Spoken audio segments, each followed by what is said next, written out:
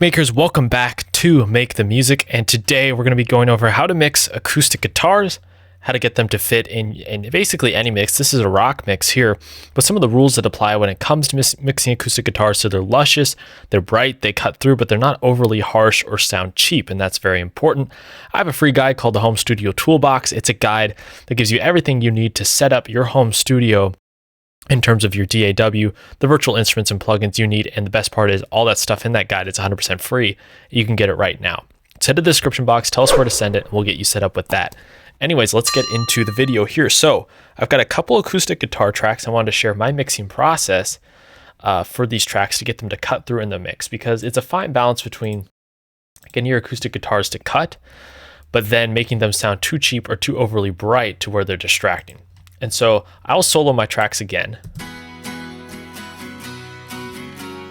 And I have a couple different guitars going here. This is a regular acoustic guitar, 6 strings. And this one is a 12 string. And that's a great hack, by the way. Pairing a 12 string with a 6 string acoustic, panning them to the other side really makes them sound wide and full.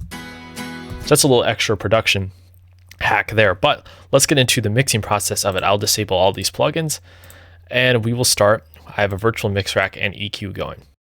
So if we listen here,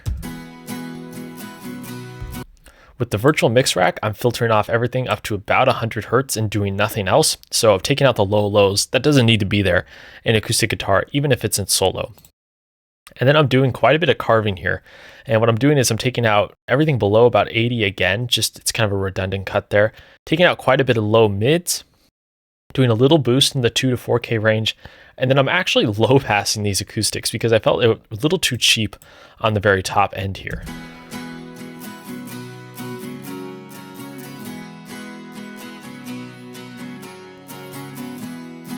Sometimes if you have too much ultra top in that acoustic, like I said, it's just going to cut through in a way that's not very desirable.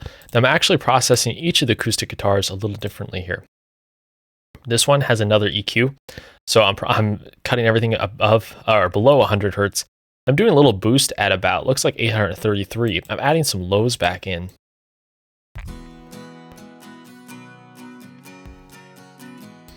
Because it sounded just a little thin to me. So that's what I did to that one there.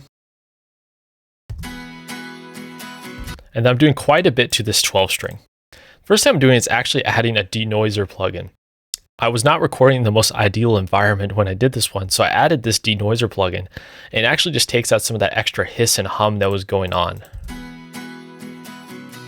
It can also help filter out some additional string noise that you're experiencing, right? Because recording acoustic guitar is actually difficult because it's not that loud of an instrument, so you need a very good recording environment to capture it properly without any extra noise or static going on in the background. And so this is not something I prefer to do, or it's a rule of thumb.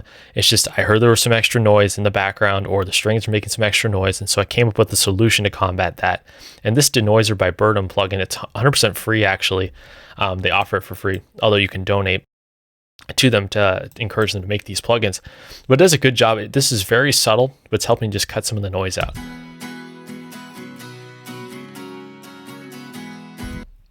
Now I'm coming in with virtual mix rack again. I'm doing quite a bit to this 12 string guitar here. So if I enable this, I'm using a gate. Again, just for some noise reduction. I'm adding quite a bit of thickness and some shimmer with the Revival plugin here. I'm adding a bit of presence here in the 3K range and cutting out some of the lows at about 80. And then I have right here a compressor. That adds a little more pick attack, keeps the sound a little more consistent. That's doing about 3 dB of gain reduction there.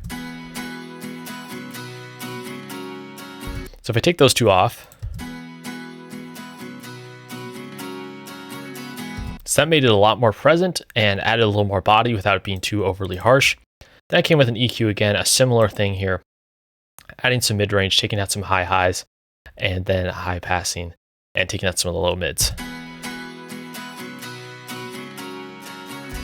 The added tip, if you want to go a little further with this, mixing this acoustic guitar here, you could add a compressor to the entire acoustic guitar bus. That can really add some additional presence to the track, right? You'll want to make sure you gain match it here. I gave you this land. And so in home studio environments, we're used to, like I said, not having ideal environments to record in. And so I took what were not the best acoustic guitar recordings. I mean, they sound okay, but they don't sound great. And as long as you're strategic with your plugin use and you make sounds that work with your ear and work in context with the mix, they sound really good, right? And you use proper arrangement of the parts and you record them well in terms of the playing. I gave you this land. They serve the exact purpose they need to in the track. So let me know, how do you mix acoustic guitars? In the comments down below, I'd really like to hear your tactics. This is just how I do it, right? You remember, you need a good song, you need good players, and you need good instruments before you even get to this mixing stage. But basically applying EQ to get the track to mold properly, cutting out any additional noise, and then using some revival plugins or some saturation plugins to add some thickness, and then compressing it at the end to get it to sit well in your track. And that's my strategy there. So please like and subscribe to the channel.